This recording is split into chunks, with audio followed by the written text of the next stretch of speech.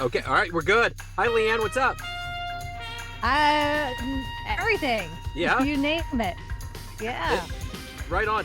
I'm going to do something real quick here. I'm going to hold on. Okay. I had a little congestion there on the way. Okay. We're good. So everything's up. So where are you coming out of? Seattle, Washington. Seattle, Washington. I went up there one time during the whole grunge thing in my 20s and had a great time. It was wonderful.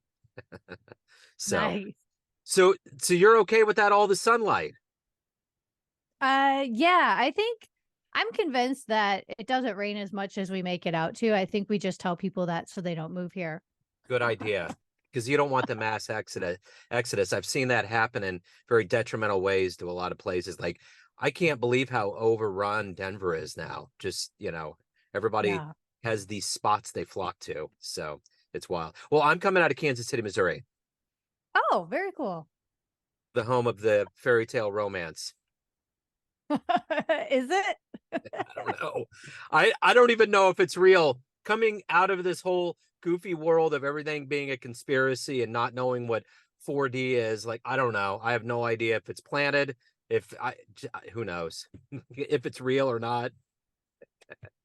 So, yeah, I have no idea. right. Maybe So this isn't real right now. that's what I'm saying. Right now, we could just be holograms in another dimension. So yeah, it's Yeah. I mean, great. at the end of this podcast, I might Scooby Doo you and be like, well, ha, ha, ha, I'm just a bot. That's it. I did actually have a guy one time that his character is a big blue cat. And like the whole time I had to be serious, try to be as serious as I could and go through with the interview. And it was just very bizarre. It was lovely. He's a wonderful human. And I actually really enjoy what he's doing, but it's strange when it's a character. It's kind of like Space Ghost. You couldn't really take it seriously. Right. Well, he's a cat. Right. Yeah. I Not even mean, human, a right. cat. It's a cat. And it's a Yeah. cartoon cat and it's blue. I've never really seen a blue cat. So Yeah, me what do you neither. That's interesting. what do you do with It's like that? a Smurf cat. It's like a weird dream. You just don't Yeah. wake up and you just interview. So Yeah. but it's great to meet you. And I want to begin our conversation with strange and bizarre. How did you survive the last 3.5 years of this pandemic and how did it change you? Oh, how did I survive? A wine fridge investment. No. That's right. I actually didn't mind it. I felt like, oh, what a great opportunity to kind of like do things around the house and things like that, which I don't think I even realized how much it impacted me until recently. And Yeah. now I'm like, oh, right. I don't go anywhere anymore. I don't even have a desire to do a lot of the things I did before, to be honest with you. I don't Okay. know if that's because I just got old during the pandemic or like I reached that threshold. Yeah. But yeah, there are some things that kind of reprioritize things in life for me. What's important, what's not. Yeah. I think so. Yeah. Now that I think about it more, I think there's a level of PTSD. I think we're still too close to it.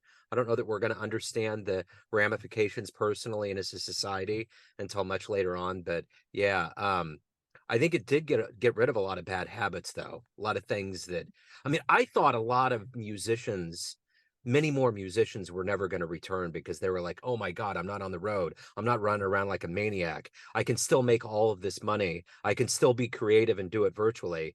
But most of them returned.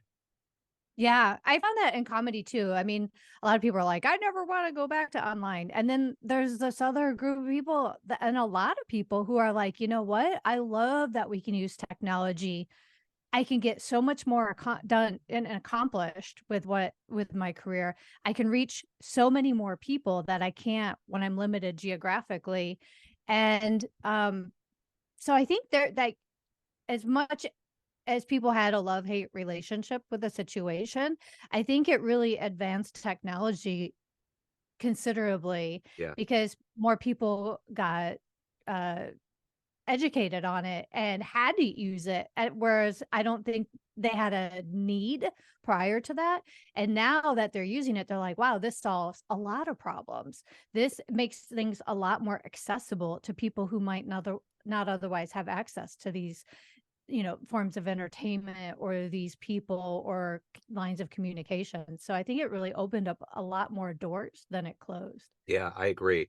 So let's get to the crux of what you do for a living. I'm going to put you in front of a bunch of third graders. It's career day.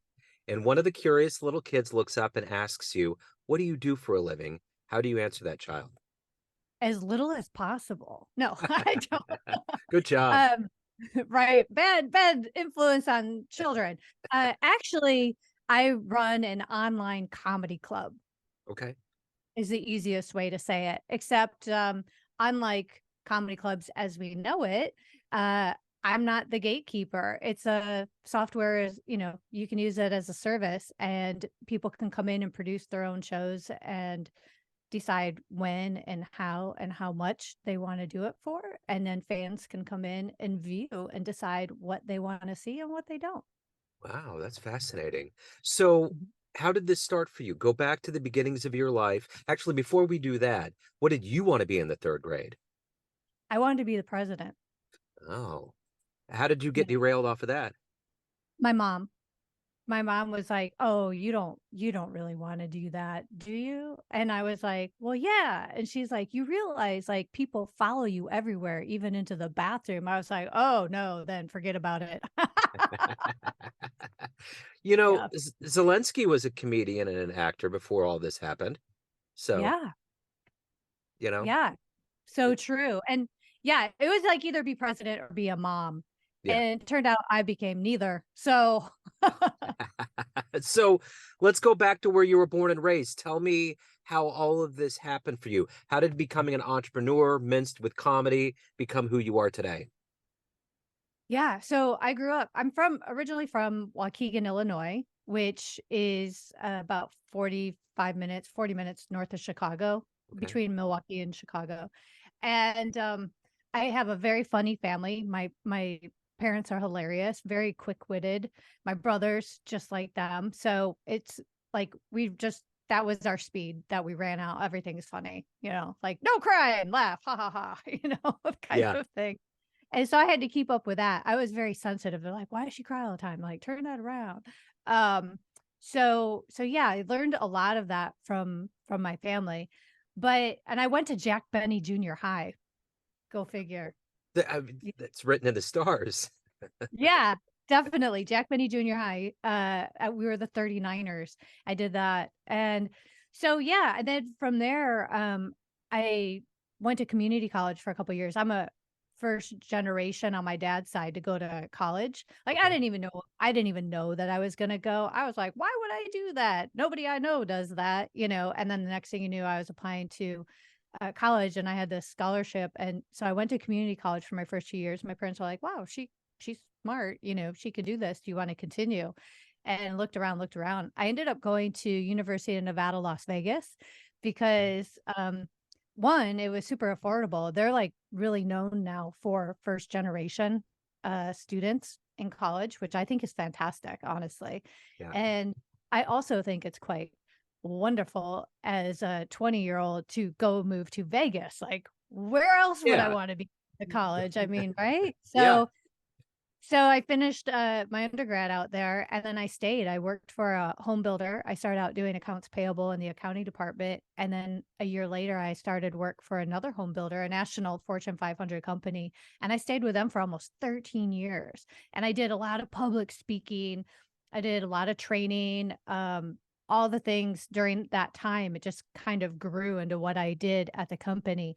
And in 2001, I took my very first comedy writing class. And I was like, oh, this is cool. I took it as a continuing ed class at UNLV. And then people at work were like, you should really do improv. And someone sat me down and he's like, the Second City. I'm like, well, yeah, I'm from Chicago area. And he's like, they have a training center here in Vegas. I was like, what? Mind blown. And then I'm like, I'll think about it. And then all of a sudden, like that same week, I saw all these ads for the Second City. I'm like, okay, hear it once, that's one thing. Hear it 2 or 3 times in a very Yeah. short period of time. And so I signed up and I loved it. And I took all the classes the training center offered, I think. And I took most all of them twice or even 3 times. And then, yeah. And then like after 13 years of this company, I was laid off And my friend that I had, so during this time, I had continued taking classes, and I would take weekends and drive to LA, and I would go to New York on my vacation and study with Upright Citizens Brigade and do all these things, like totally immerse myself. I was doing shows on weekends and everything. They were terrible, by the way. And so I did all these things. So when I got laid off, one of my friends from that I had met in New York was like, "Hey, I'm moving to New York. I found a sublet. Do you want to split it?" And I was like, "Well, I'll think about it." He's like, "Well, you said if you didn't have this job that you loved, you would move to New York." And I'm like, "Oh, man, why do people have to listen to what I'm actually saying?" I go, "I'll think about it." And he goes, "Well, you have 1 hour." I was like, "What?" And I walked around for a few, and I went back, and an hour later, I'm like, "Okay, I'm in," and packed up 2 suitcases, moved to New York, did that for about almost 9 years. I ran an open mic there for most of that time. Did produce shows, weekly stand-up shows. I did my one-woman show, did commercials, the theater, all that. And then eventually I moved to LA, and people are like, "Oh, Leanne, did you move to LA for your comedy?" I'm like, "Well, I moved there for a man, and that turned out to be a joke." So sure. So I was actually in Long Beach, which is quite the drive, I found out, to LA. So I spent a lot of time, and I continued producing shows and stuff out there, but I was like, I spend way too much time driving around and trying to get booked. How do I bridge that gap? So I started doing things online. And this is August of 2019 BC, before COVID. Yeah. And and some comedians, so I connected comedians on the East Coast that I used to be regulars at my mic, and some of the people from the West Coast. And it's like, wow, this is cool. We can connect with other people and do these things. And then COVID happened. So everybody started doing that. And then during COVID, I actually went back to school and got my master's and innovation and entrepreneurship, because I thought, although the technology we have is like really great, we use all these things that got us through the pandemic, they weren't really ideal for entertainment at the time. Like, and I know musicians, it's hard syncing up the sound because there's audio delays and latency and all these other issues. And with comedy, that's also a problem, because how long do we wait for the laugh? Is it just not funny, or is it Yeah. just, a delay issue? Yeah. And that really threw a lot of people off and put a sour taste in their mouth. I'm like, well, what if we fix that? It's got to be fixable. And of course, there's other issues. That's just one example, but there's other things with technology. We can't really replace the in-person experience, but how do we make a good entertainment experience online? Yeah. And so that is what I started playing around with. And after I graduated, I got into incubators and accelerators, and I uh, built a team, and we launched just about a year ago now. So yeah, we've grown with hundreds of comedians on the platform, and then fans who can log in. So what I wanted to do is solve some of the problems I experienced. And then as I talked to comedians over the years, they're you too, right? Okay. So let's fix that. So we have a directory. So everybody has their own web page. It's kind of like a LinkedIn, but for comedians. And then it comes with all their ratings and reviews. Instead of rating and review the venue, rate and review the comedian, give them Yeah. feedback that's helpful. You can search by comedian, by type of comedy, and that kind of stuff. But then all the shows are in real time. So, like, remember when we used to have to watch TV at a certain time, and we had the TV guide? This is same Yeah. thing. Yeah. Yeah, and everybody can see and hear each other and interact, and it's very intimate. Yeah. So what was the first comedy set that you did where you killed it and you were like, this makes sense. I'm home. Oh, that's a good question. I don't know if there is a first set where I was like, there's been a couple of instances, but they were later, where I'm like, this just feels really good. I think because I started off doing, okay, so I started doing improv, and that was one thing, because I'm with an ensemble, or it's not just me doing, it wasn't stand up. But when I started doing stand up, I had already been running my open mic for years, but which is weird, right? I had started the mic for sketch comedy, and then I just let it morph into whatever, and it became the stand up thing. So when I actually did my one woman show, I incorporated kind of a stand up portion in it. And then I took it to this one mic. I remember I did it at this part of my one woman show set at this mic. and it got a really good response. And I was like, okay, I think I am going to go farther in this direction, even though I was kind of already in it. I never considered myself really doing that. And I think that was like, okay, I can do this. So there was that moment. I honestly remember way more instances of where it was completely and utterly terrible. But And but I'm like, yeah. what happens after those accumulate? Does it just make you more stronger, more virulent? I mean, do you like revise some of the jokes and how you approach it? How does all of that kind of lead to a better organism? Yeah, all of that is so vital. So I think maybe that's why I remember those things that don't work so well, because I don't think you can do comedy and not fail. Like it's a necessity in order to be good, because I have to understand why something works. Like, oh, that was interesting. Why do people laugh at that? And or but when I fail, it's like, oh, I know what okay, that messed things up. And it informs me as an artist. So it's a constant evolution. So when I write, sometimes I just do like a brain dump and I write out a whole idea, but then I have to like pick through it like I'm sifting through sand for gold, and Mhm. like, where is the funny in this? Because I don't need all of these words. These words are like the packing shells in a package. Get rid of Right. all of that, get to the good stuff. Because I got to get to the laugh quickly, or people get up and walk to the bathroom or the bar, or they're checking their phone. So writing is one thing, and then I have to do open mics all the time because I have to figure out, how do I deliver this information, because I don't write the same as I speak. Yeah. And it's right, like, when we do comedy, I kind of think of it, and I'm not a musician, so I may be way wrong in this, but in my mind, it makes sense. I have to come up with something that's memorable and catchy, because if I can't remember it, then it probably has too many words or doesn't make any sense. And I think a good joke is something that's memorable to people, kind of like a good song. Like, they can instantly connect to it and relate to it. But if I'm not doing that with my joke, people's minds are wandering somewhere else because I've lost them in some sort of garbled mess. So if it's musical and there's a cadence and a timing to it, then I can deliver it in such a way people are paying attention, they get it, and it's funny.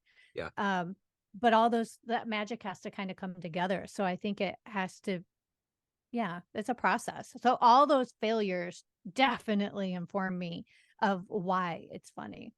So in the annals of comedy, if you could have been in the crowd for one show to see it with your own eyes, who would you have seen? Where would you go?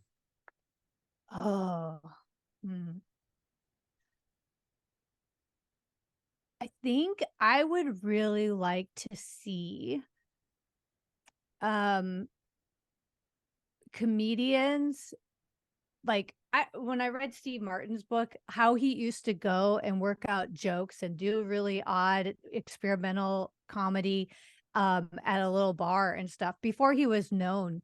Like, I actually love watching people in open mics, almost more, I think, than watching a finished product. Yeah. It's great to see the finished product, but I think at a mic, I'm constantly seeing something new. I'm also seeing the inner workings of things, and I also get to see the growth in people. And I as a person who ran a mic for over 7.5 years, like, oh my gosh, I can't, there's nothing like it. It's Yeah. like to see someone come on stage for the very first time and then come back continually and get up and try again. I don't know. It's a very powerful thing to witness over time. So So who's I been think, like, Oh no, I'm sorry. sorry, to see Steve Martin, or even like Yeah. Lucille Ball or Joan Rivers, Yeah. stuff like, yeah. Yeah, I'd love to see Joan. She was just killer all the time. Just she was kind of there was that Don Rickles bone. Like she could just go after anybody and it would be okay. They didn't get weird about it. Like now there's just the landmines everywhere. But back in the day, Don Rickles could be up in front of people that could really literally kill him after the show. And he just Yeah. didn't care. He just went So for it. true. Um, who's been a hero for you in your life? Who's been an inspiration? Hmm. I would say I have an uncle who honestly has inspired me in ways I don't know if he even knows it. And he has nothing, he's not funny. He like he's not, he would say he's funny, but he's just have a different life. And he's always any obstacle he's overcome, he's like he his mind, he can do anything. Like, and I feel like he's lived that his whole life. Like when we're young, we kind of have that, like, I can do that. And parents will be like, be careful. You're like, bah, we have this, like, we're going to live forever fearlessness about us. And I feel like he's lived his whole life like that. And to me, I, I saw he had an accident when I was 7, and so since then I've spent time with him right after, and then growing up and seeing, and I love the fact that I I have an appreciation for people in the face of adversity or a challenge where they see themselves through it and keep going like it and keep building upon their dream from that. And I think that's just a lesson in like things don't happen overnight typically for people. We often hear of a success, and because we hadn't heard of it before, we think it happens overnight. But really, there's been a lot of failure and hardship behind that somewhere, Yeah. you know? Yeah. So specifically as a comedian, what's the best advice you've ever gotten? Oh,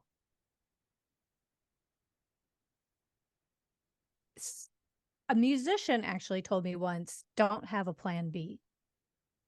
Yeah. Because if you have a plan B, you're always going to fall back on a plan B. Like if you know that there's a net there, you're going to let the net catch you.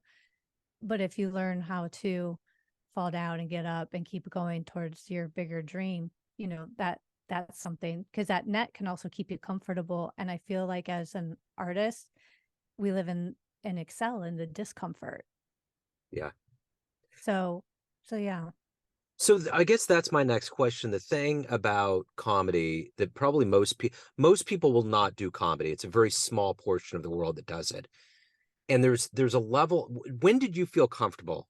Or do you not have that comfort that people think that you would have on stage? How does that mentally work for you where you finally got to a point where it's like, this is it. This makes sense. I've always enjoyed being on stage and public speaking and talking in front of groups of people. Um, that's always felt good. And my family always encouraged me to do that at a very young age. Even when like I can remember some of my younger memories of them like, tell that joke. They'd Yeah. have me tell the worst types of jokes a child should be telling. And everybody'd laugh. And I was like, oh, this is magnificent. I love telling jokes because it's people, you're instantly, I don't want to say liked, but there's a reward or something that comes from that. And then I do get nervous. So although I love doing it and being on stage, like I feel comfortable there, like that, like I like doing it.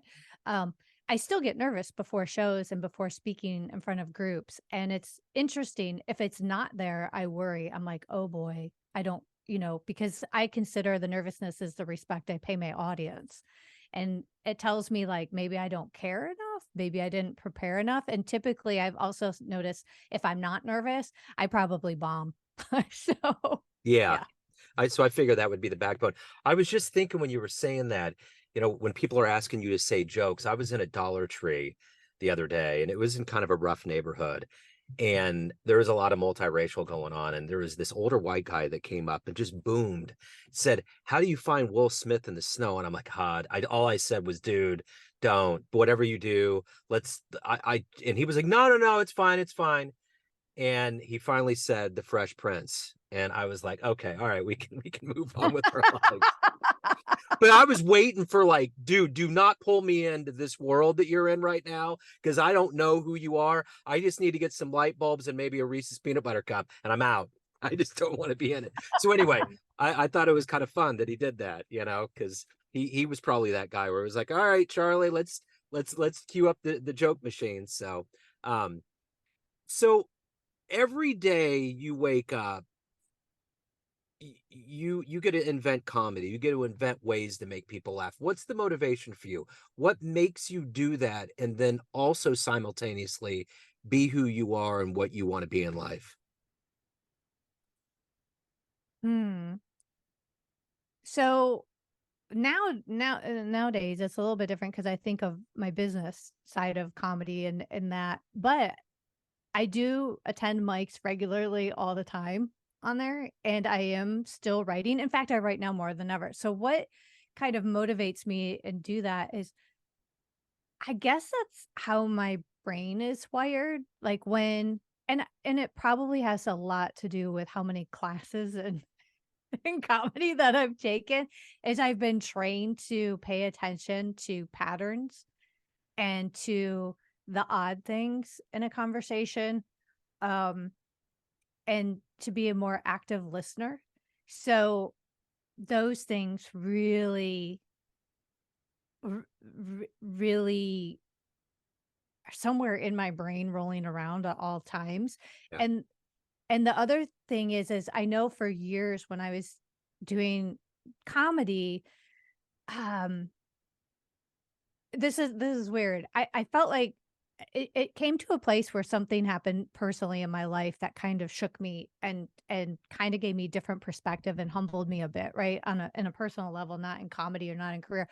And and after that, I was like, I I kind of I feel like, you know what? I had started a podcast and I had spent so many years of talking at people from a stage that I was like, "Whoa," after my first couple of episodes recording, I was like, "How do I talk with people?" Because it didn't go in the direction I Right. thought it would, and it wasn't funny, and I was like, "Wait, this podcast is supposed to be funny, but people are getting really serious and deep really fast."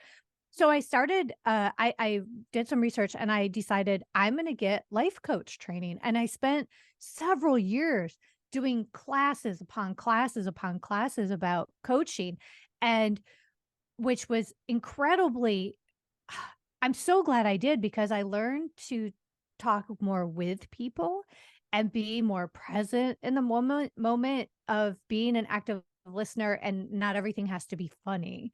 And so it kind of brought 2 different worlds together for me. In acting, we had to be present and do things, but this really kind of changed my view on conversations. And so now I kind of incorporate that. And I think that waking up and kind of being trained in these different ways, my husband tells me I have a different mind. He's like, "I don't know what's going on in there, but you think differently than a lot of people." So I think, yeah, that's kind of the long answer to it. But that's so interesting you said that because, I didn't watch Joe Rogan for a long time, and then I started watching him. And then there was other comedians that I would listen to. And it wasn't uh, that much that they were funny. I think people tune in because they think they're going to be funny. But like, Yeah. I mean, he'd have Chappelle on there, and I'm like, guys, you guys are being serious the whole time. There's nothing going on that's funny.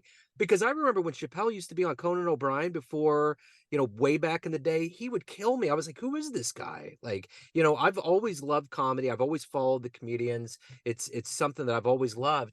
But when you get on these shows and podcasts, there's a serious side to it. You can see the joke, you can see the acumen, the comedy vein that's in them, but it's not Mhm. something that you have to do all the time because it really is like a musician. You don't have, David Lee Roth on because he's going to sing to you. You have him on Right. because you're going to pick his insane brain apart and figure out why he is who he is. And that's just kind of the way it is. And it took me a while listening to podcasts to realize that even though these are people that make money on being funny, and that's what the world know them as, when you have a conversation, there is what you're saying, there's listening, there's a back and forth, there's getting into the heavy, and then you can throw in the jokes. But it's like there is a repertoire that isn't a comedy routine. It's a different kind of way of conversing and getting to the heart of something. It's so true. I was on a plane. I think I was traveling, for work at the time, and I was also doing shows. Anytime I'd travel, I would book shows at the same time, like, "Oh, business trip? Okay, good, I'm also doing this." Or Yeah. the family, I'm also doing this. But I was on this plane ride, and I was sitting next to this gentleman. We were having just a normal conversation, as people do on a plane, because you have to. And, a half hour into it, he's like, "So what do you do?" And I'm like, "Well, um, I do comedy and I do the," and he's like, "Wait, you're a comedian?" He's like, "I would never have guessed it. You haven't said a funny thing since I'm talking to you." And I was like, God. what? And then after that, it became, tell me a joke, tell me a joke, tell me a Yeah, joke. And I'm like, no, I'm not. And he's like, why not? And I go, because that I am no, like if you're not, no, no. And he kept at it, and he was a track coach for a college or something. And finally I turn and I go, okay, I'll tell you a joke. If you run up and down the aisle and hurdle over the beverage cart, like yeah, we'll right. see, we'll barter for this. And he was like, Exactly. oh, no. He's like, that wasn't funny. So That is funny. It's like, if you want to start expressing the wares of my profession, you go ahead, run, coach me, come on. So, exactly. I mean, it is true. People expect us to be funny all the yeah, time, and I'm just not. And also, no, if I do all my jokes here, you're not going to come see me. precisely. There's just the mentality that goes into it, and a lot of civilians just don't get it. So at the end of the day, everyone has a perception of you. You know, everyone that sees you in your comedy role, family, friends, all these other people, but you ultimately run the show. What's your perception of you? Who do you think you are? Hmm. As a comedian or general? I think the Venn diagram really bleeds together on this one. um, gosh, phew, this is a tough one. This Who is do the I? therapy. This is the therapy hour, and then I'll release you to the world and you can breathe. Um, who am I? I'm actually. I think I'm. I've become more of an introvert over the years. Yet I love performing and being on stage. Um, I've always been business minded. I've always had that part of me. In fact, I had an improv teacher told me a long time ago, she goes, I'm concerned that you'll get bored of this because you have this different side to your brain. I was like, Right. that's interesting. Um, but I see I have an odd perspective, I guess, of things. And I'm very dedicated to I'm a very pers- what's the word? Persistent person, like, tenacious. I'm a tenacious person. Yes. When I have this idea, like plausible and what I'm doing, I hang on to it. I will do everything I possibly can to move it forward. I believe in it. I spend 24/7 thinking about it. I think about the people that I can help by doing it. It's always on my mind. So I'm a very tenacious person, and I tend to try to look at things from different points of view. Yeah. I don't um I don't try to have I try to have a wider focus and perspective on life. And I find that I'm very self-aware, um, especially in the age of technology and um, social and things like that. Yeah. Um, and I think since the pandemic, going back to your original questions of like how has that changed me, I've become very self-aware about what I'm saying, and I think that's also influenced my comedy Yeah. Yeah. considerably. Mhm. So if anyone wants to get involved with this online comedy community, learn more about you, see you, your gigs, anything about your world, where can they go? Plauzzable.com, and that's plausible with 2 Z's. 'Cause Right someone on. took up all the domain names. Who That bought all the domain names? yeah, I remember years ago, a good friend of mine, his name's Cato. He's sneaky, so we named him after Inspector Cato. He said, because I do visual arts, and he was like, just get your name. And this was back in like, I don't know, 98, 99, when the web was just booming. And I was like, I don't know. I think I want to get something different. Thankfully, I did. And I've made a lot of people with my name upset. There's a guy that owns a minor league Hall of Fame. There's all these other people, and they're like, who the hell is this guy in Kansas City? What the hell is he doing? So anyway, I know they get swallowed up. It's like real estate, you know? So, um, but this has been wonderful. Thank you so much for opening up your world of, comedy and what you do and what makes you who you are. I appreciate it. Best of luck with everything. Thank you so much. Thank you. Take care.